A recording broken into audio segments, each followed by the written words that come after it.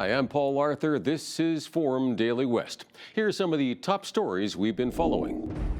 Newfoundland Premier Andrew Furey makes a surprise announcement that he is stepping down.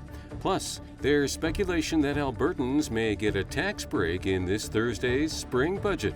And an Alberta cabinet minister resigns his post over concerns about government procurement practices. Thanks for joining us. We begin with some breaking news. According to Olha Stefanishyna, Ukraine's deputy prime minister, Ukraine and the United States have reached an agreement on a framework economic deal that would include access to some of Ukraine's minerals. The agreement would establish a fund into which Ukraine would contribute 50% of proceeds from the future monetization of state-owned mineral resources, including oil and gas. The fund would then invest into projects located in Ukraine. However, the agreement does leave out any references to U.S. security guarantees, which Ukraine had originally insisted on in return for agreeing to the deal. There are still questions as to the size of the U.S. stake in the fund and also the terms of any joint ownership deals to be worked out in follow-up agreements. Officials say Ukrainian President Zelensky could fly to the U.S. to sign the agreement as early as this Friday. Newfoundland and Labrador Premier Andrew Furey is stepping down after nearly 5 years in power. Furey says he couldn't commit to another full term in office with a provincial election set for this year. He has asked the Liberal Party to begin a race to replace him. This job has been like one 5-year-long shift. You are always on. You are never off. You are with everyone for the celebrations, but often alone with the weight of the hardest calls. You go to bed with it on your mind, and it's your wake-up call every single morning. It's the responsibility you accept because a tremendous trust has been placed in you to be there, to make the best decisions, to make those hard choices. Time has come for me to return to my family and to the job that I love in the operating room, where I will continue to serve the people of this province in a different way. As a result, I've asked the party to begin a leadership race to replace me. Furey is the second Atlantic Premier to resign in less than a week after Prince Edward Island Premier Dennis King announced his departure last Thursday. The 4 Liberal leadership contenders take the stage again tonight for an English language debate in Montreal. Presumed frontrunner Mark Carney had his guard up at last night's debate and stumbled the most in French. However, none of the other candidates attacked him despite his perceived lead. Either Carney, Chrystia Freeland, Karina Gould, or Frank Baylis will be chosen to replace Justin Trudeau as party leader and prime minister on March 9th. A federal election is widely expected soon after the vote. Meanwhile, a press conference was held on Parliament Hill where the Conservative Party's ethics critic, Michael Barrett, commented on the previous night's Liberal debate. I think it's surprising that no one on the stage pressed for the actual position of carbon tax Carney on any of the items that I mentioned, whether it's on who is going to pay for his shadow carbon tax on Canadians, how he plans to balance the budget while keeping all of the inflationary and out-of-control spending of Justin Trudeau, on his position on pipelines being different in English than it is in French, on immigration, how he refused to offer a concrete number while saying that he plans to have a cap, or on crime, and the list goes on. During his campaign, Mark Carney has said he wants to drop the consumer carbon tax but increase the industrial carbon tax. According to Toronto Sun political columnist Brian Lilley, this is just as damaging to Canadians and our economy as Trump's tariffs. Carney's policies, I don't see why Canadians are outraged at Trump's tariffs. They should be, but they're not outraged at Carney's. And he also wants to bring in, by the way, a border carbon adjustment. What's that? A tariff, a green tariff on any imports that don't meet his idea of a good climate plan from the country it's coming from. Brian also shares how the Liberal leadership candidates did at the French debate. You can catch his full interview coming up later in the program.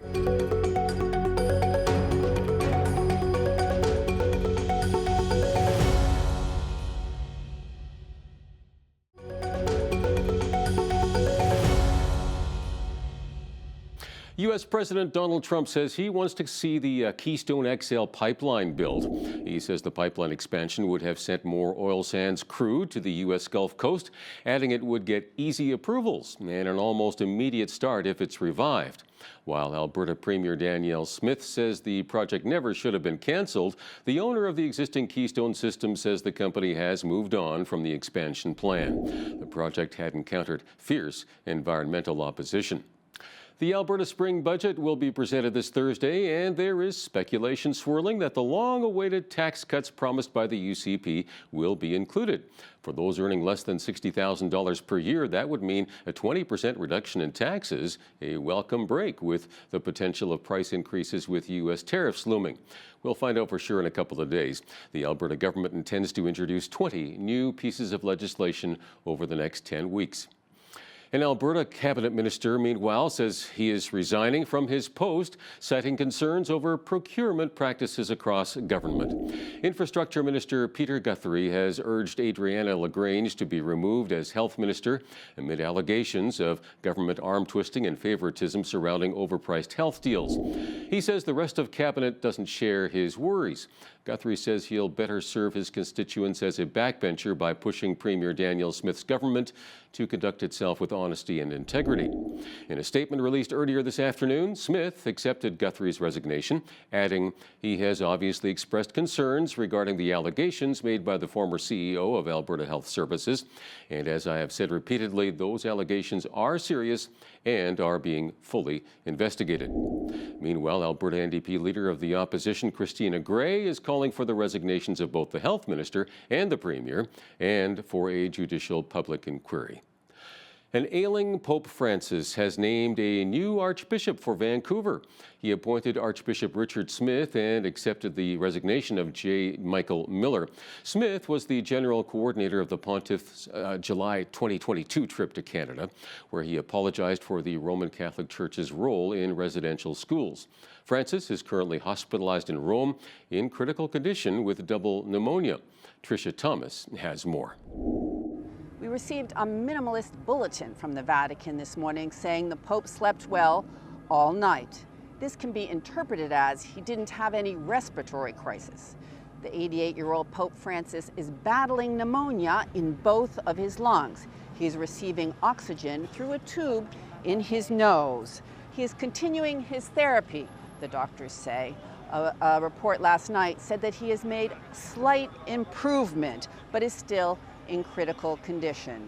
Now, while the Pope is struggling and battling this pneumonia in the hospital, people are gathering from all over the world to pray for him. Last night in St. Peter's Square, Cardinal Pietro Parolin held a prayer service with all the cardinals and with hundreds of faithful from all over the world. And here at the hospital, people have been gathering for special masses and rosaries and just individual prayers. We've spoken to people from Vietnam and Kenya and India, the United States and Canada, all of them praying for his speedy recovery.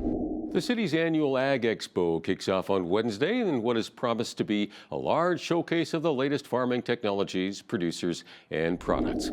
Hundreds of vendors from 5 different countries are gathering at the Lethbridge and District exhibition this week. The event will also feature guest speakers, the return of the Double C AGCO Machinery Row, and the 128th annual North American Seed Fair.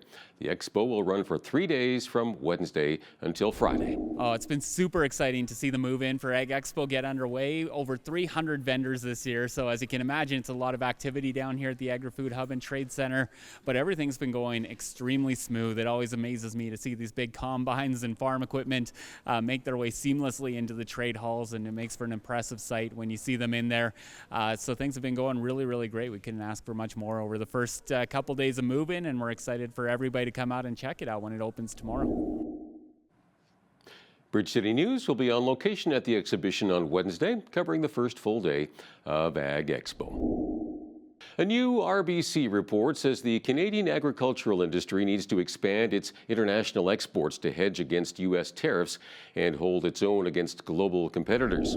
The report states that amid the looming tariff threat, Canada's agriculture and agri-food sector is vulnerable, as more than 60% of its exports go to the U.S., causing Canada to become too reliant on America, as over the years it's become a dominant supplier for U.S. grocery stores, even though the relationship benefits both countries. By looking beyond the U.S. and with the right investments, the report says Canada can increase its global share of agri-food exports, adding $44 billion in export value for the sector by 2035.